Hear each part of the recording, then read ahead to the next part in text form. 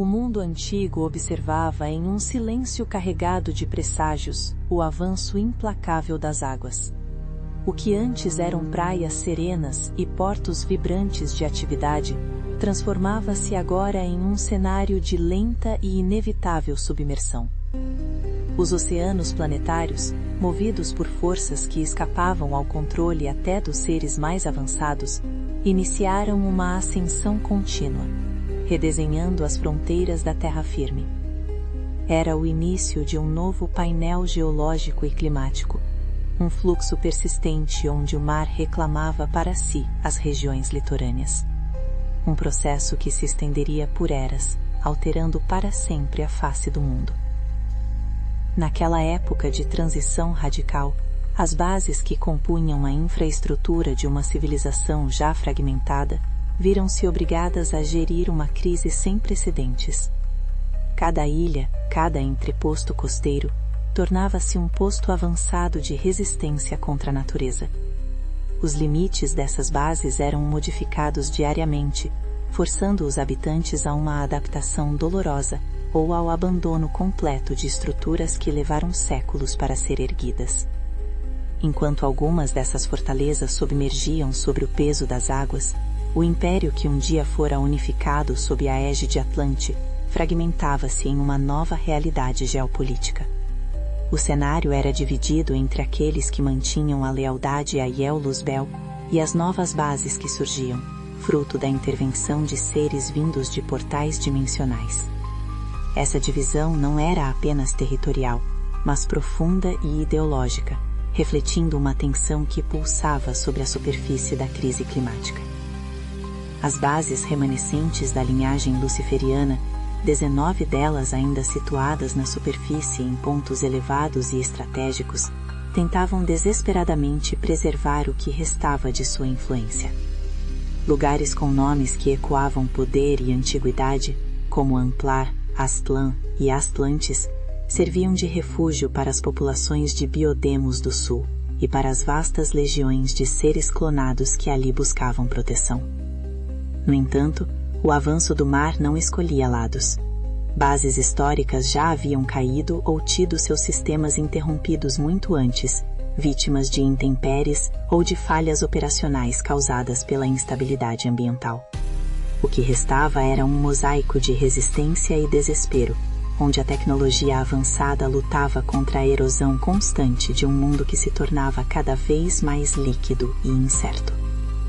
Na península situada no continente europeu, complexos interdimensionais que um dia foram o ápice da engenharia haviam sido destruídos e posteriormente refundados por linhagens ligadas aos seres dos portais, conhecidos por sua própria ciência e arquitetura. Enquanto isso, nos centros habitados por seres clonados espalhados pelo globo, a vida continuava a ser manipulada de formas perturbadoras. Experiências genéticas incessantes utilizavam animais e humanos como cobaias, buscando fins que muitos mal podiam compreender. Era um tempo de contrastes violentos, a beleza majestosa de uma tecnologia quase divina sendo engolida pela fúria de um oceano crescente e a busca frenética por controle genético em meio ao caos de um planeta que parecia querer se livrar de seus ocupantes.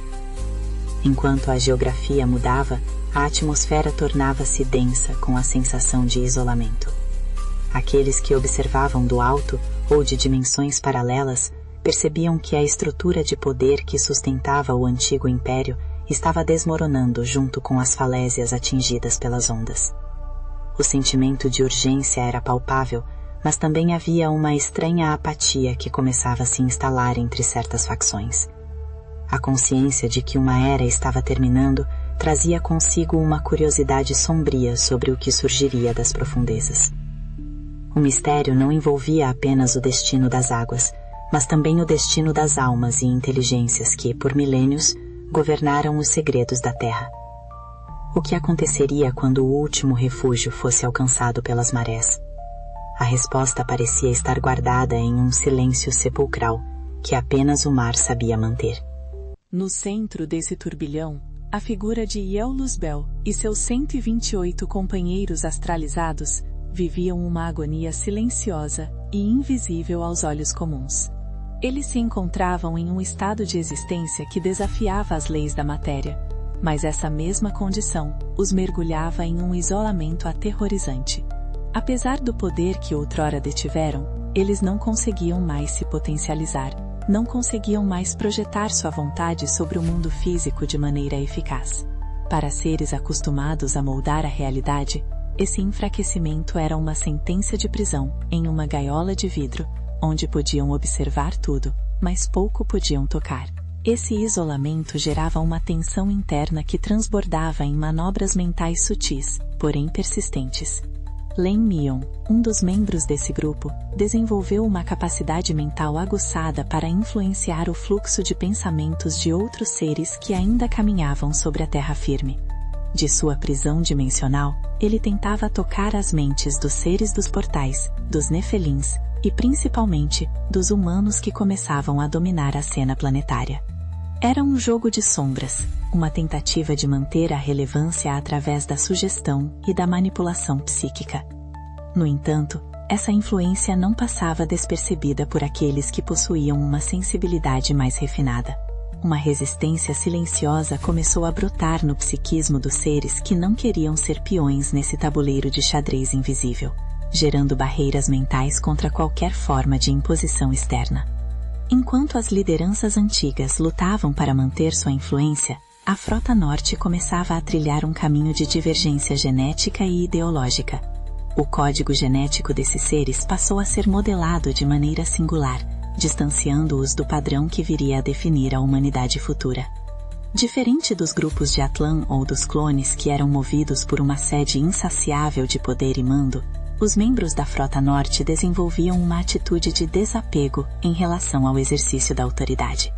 Eles podiam até desempenhar funções de comando por necessidade, mas não sentiam o chamado da ambição que consumia seus irmãos do Sul. Essa mutação não era apenas biológica, era uma resposta às necessidades de uma vivência que buscava algo além da política planetária desgastada.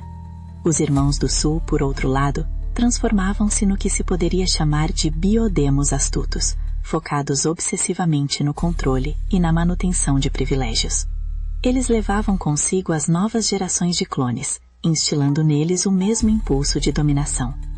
Essa divisão criava dois polos psíquicos na Terra, um voltado para a exaltação temperamental e para o conflito, e outro que começava a se sentir cada vez mais alheio às disputas de Shambaha. O ambiente no refúgio dimensional de Shambaha tornou-se tão tóxico e exasperado que Len Mion e seu grupo passaram a acusar a Frota Norte de covardia. Para os líderes rebeldes, qualquer tentativa de buscar um caminho diferente era vista como uma fuga, uma traição aos ideais da rebelião original. Esse distanciamento crescia a cada dia, tornando os conflitos de Shambaha temas distantes e despropositados para a lógica da Frota Norte. O contato entre esses dois mundos tornou-se escasso, mantido apenas por um pequeno grupo que ainda via utilidade na troca de informações. A sensação era a de que um divórcio inevitável estava ocorrendo entre aqueles que queriam perpetuar a guerra eterna e aqueles que buscavam uma nova forma de existir. Enquanto as águas continuavam a subir e as bases continuavam a cair, a verdadeira questão que pairava no ar era sobre a natureza da liberdade. Seria possível escapar das correntes de um passado de rebelião e encontrar um propósito que não fosse o domínio sobre o outro? O desdobramento dessa tensão estava prestes a dar origem a algo que mudaria o curso da história oculta do planeta. A Frota Norte, sentindo o peso das acusações de covardia e o desgaste de uma guerra que não lhes pertencia mais, começou a formular o que chamariam de experiência Grom. A ideia de que uma invasão externa poderia ser a única solução para o caos planetário chegou a ser discutida entre eles. Alguns acreditavam que a chegada de forças superiores poderia finalmente organizar o desastre que se anunciava cada vez mais deletério. No entanto, essa invasão nunca ocorreu, deixando-os entregues à própria sorte e à sua própria inventividade. Enquanto isso, a presença humana expandia-se de forma significativa por diversas regiões. Ao longo de milênios, pequenos grupos de humanos multiplicavam-se, tornando-se uma variável cada vez mais importante no equilíbrio de forças global. Diferentes raças que habitavam ou visitavam a Terra lidavam com os humanos de maneiras distintas.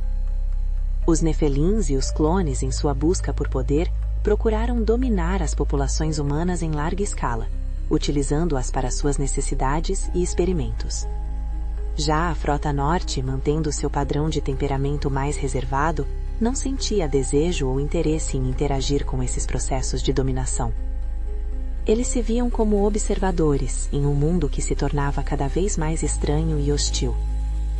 A decisão foi, então, buscar uma tecnologia que lhes permitisse viver em um estado de camuflagem vibratória.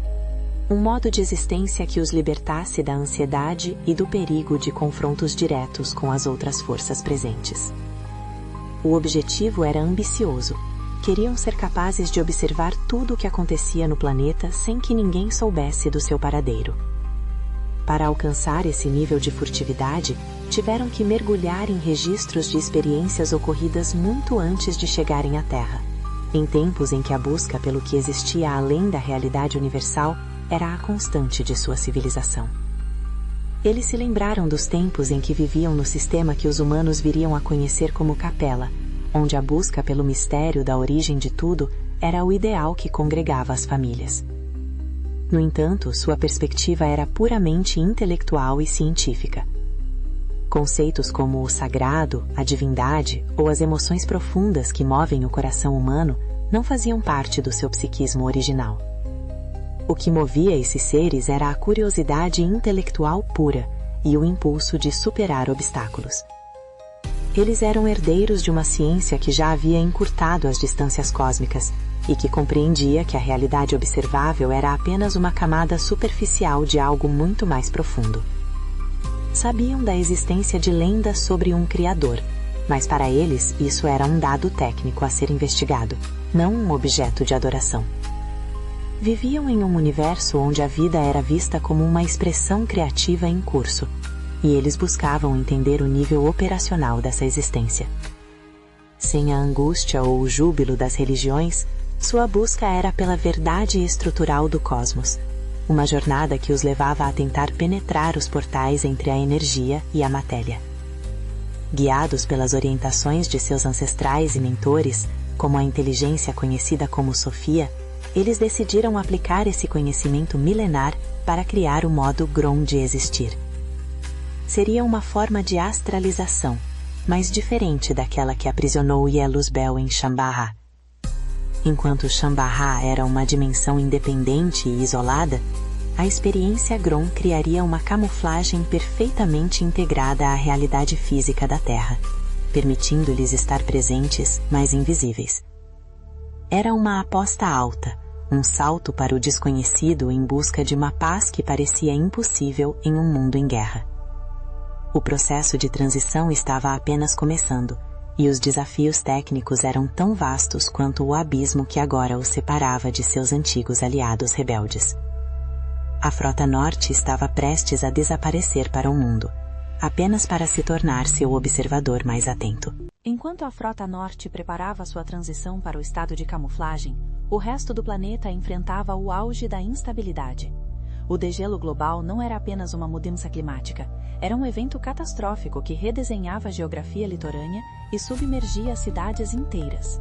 Humanos e clones fugiam das águas, muitas vezes caindo nas garras de grupos predatórios que patrulhavam as terras remanescentes. No extremo norte, um aglomerado de seres mantinha um controle rígido sobre grupos humanos, tratando-os como gado, enquanto no sul, na região que hoje conhecemos como o subcontinente indiano, surgiam relatos de figuras que se autodenominavam seres criadores. A política universal estava sendo jogada no solo terrestre de maneira brutal e confusa. A tensão atingiu seu ponto crítico quando ficou claro que os seres dos portais estavam divididos entre dois desses pretendentes a criadores. Para a lógica da Frota Norte, essa era a situação mais absurda possível. Eles reconheciam em Sofia a autoridade máxima, e a existência de outros seres disputando a função de divindade parecia uma distorção grotesca da realidade. O que estava ocorrendo era uma contenda milenar, uma disputa por controle que envolvia hierarquias cósmicas, cujas estratégias eram tão antigas quanto o tempo. Esse conflito, que envolvia figuras que a tradição humana mais tarde identificaria como parte de tríades divinas, estava transformando a Terra no epicentro de uma guerra de deuses que os seres comuns mal podiam compreender. Nesse cenário de caos, surgiu a figura que a mitologia grega celebraria como Poseidon. Ele não era apenas uma lenda, mas um ator político real que disputava a posse de bases estratégicas no hemisfério norte. Poseidon e seus descendentes imiscuíram-se com a população humana e com os clones, criando uma linhagem de mestiçagem que complicava ainda mais o tecido social do planeta. Além disso, civilizações subaquáticas, formadas por seres anfíbios conhecidos como telquinis, colaboravam na construção de infraestruturas submersas, antes que conflitos violentos destruíssem suas metalurgias e isolassem suas cidades. A Terra era um caldeirão de raças, híbridos e divindades caídas, todos lutando por um espaço que o oceano insistia em diminuir. A complexidade genética daquele tempo era estonteante. Diferentes gêneros, derivados de códigos biológicos e dimensionais transmutados, coexistiam em uma hierarquia confusa. Havia seres assexuados e sexuados, variantes que carregavam coeficientes de natureza animal, biológica e dimensional em proporções variadas. Essa arquitetura evolutiva, baseada em modelos protótipos de eras passadas, era o pano de fundo de épicos que seriam lembrados por milênios nas culturas humanas. O gênero humano, como o conhecemos, estava sendo moldado e manipulado a partir dessas linhagens ancestrais, servindo muitas vezes como o campo de testes para experiências que visavam encontrar a estabilidade em um universo em constante transformação. O clímax dessa era não foi uma batalha final, mas uma percepção esmagadora, a de que a Terra havia se tornado o depósito de todas as contendas cósmicas não resolvidas. Cada facção, cada base-estado que se isolava para enfrentar a natureza, carregava consigo um fragmento de um problema universal. O isolamento das bases herdeiras da cultura Atlante não era apenas uma estratégia de sobrevivência contra as águas, mas um recolhimento diante da exaustão de um conflito que parecia não ter fim. A Frota Norte observava tudo isso com uma clareza dolorosa. Eles percebiam que, para sobreviver ao que estava por vir, precisariam de algo mais do que tecnologia. Precisariam de uma invisibilidade que os protegesse não apenas dos inimigos físicos, mas da própria loucura que consumia o planeta.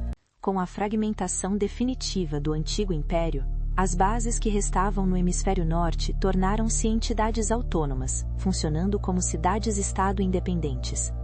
O culto a Iel-Luzbel, embora ainda presente, tornava-se cada vez mais uma sombra do passado, enquanto cada núcleo buscava fortalecer-se contra os embates inevitáveis com as forças da natureza. O inimigo comum, representado pela instabilidade da biosfera, impôs uma paz relativa e forçada. Não havia mais recursos ou energia para grandes guerras expansionistas quando a própria Terra sob os pés estava desaparecendo. Esse período de recolhimento permitiu que as transformações internas se processassem de maneira mais profunda, longe dos olhos dos grandes estrategistas de Shamba-Ra. A consequência desse isolamento foi um mergulho na singularidade de cada grupo. Enquanto alguns se perdiam em cultos a novos deuses e se fundiam com as populações locais, outros, como os membros da Frota Norte, consolidavam sua transição para o estado de camuflagem. Eles aprenderam que a verdadeira força não residia no domínio visível, mas na capacidade de persistir através das eras sem ser detectado. A lição que emergia desse caos era clara. Em um mundo onde tudo é impermanente e as águas reclamam o que é sólido, a única segurança real reside na flexibilidade do espírito e na agudeza da inteligência. A transformação não era apenas externa, nas costas e montanhas, mas interna, no próprio cerne da consciência de quem habitava o planeta. Os seres que um dia chegaram à Terra como exilados de uma rebelião cósmica estavam agora irremediavelmente ligados ao destino do mundo humano. Suas consciências, embora ainda retivessem a memória de sua origem estelar, começavam a ser moldadas pelas experiências terrenas. A luta pela sobrevivência, o contato com a biologia humana e a observação das forças da natureza criaram um novo tipo de psiquismo. Mesmo aqueles que optaram pela camuflagem absoluta não podiam ignorar que haviam se tornado parte de uma teia complexa que unia o divino, o dimensional e o puramente biológico. A Terra não era apenas uma prisão ou um campo de batalha, estava se tornando um laboratório de integração forçada. Nesse rescaldo silencioso, a percepção de que o planeta era o ponto de convergência de problemas universais trouxe uma nova forma de responsabilidade. Não se tratava mais de vencer uma rebelião, mas de preservar o que restava de dignidade e conhecimento em meio ao turbilhão. A resolução para muitos foi o silêncio e a observação. As bases-estado, isoladas e vigilantes, preparavam-se para um futuro onde a memória da Atlântida seria apenas um mito sussurrado, enquanto a realidade de sua tecnologia e de seus segredos permaneceria enterrada ou camuflada, aguardando o momento em que a humanidade estivesse pronta para compreender seu verdadeiro legado. A transição para o modo Grom de existência foi concluída com sucesso pela Frota Norte, marcando o fim de uma era de visibilidade e o início de um monitoramento invisível que duraria milênios. Eles se tornaram os fantasmas de uma civilização gloriosa, os guardiões de uma história que o mundo esqueceria. Enquanto as águas finalmente começavam a encontrar seu novo nível e os humanos sobreviventes iniciavam suas próprias jornadas de descoberta, os antigos senhores da tecnologia observavam das sombras, cientes de que sua jornada estava longe de terminar. A Terra agora pertencia aos humanos, mas sob a superfície da vida cotidiana, os fios do passado continuavam a ser tecidos por mãos invisíveis. Ao refletir sobre o longo percurso que levou ao distanciamento de Elos Bell e à criação da experiência Grom, percebe-se que a história da Terra é muito mais do que a crônica de civilizações que sobem e descem. É a narrativa de uma busca incessante por identidade em meio ao caos universal.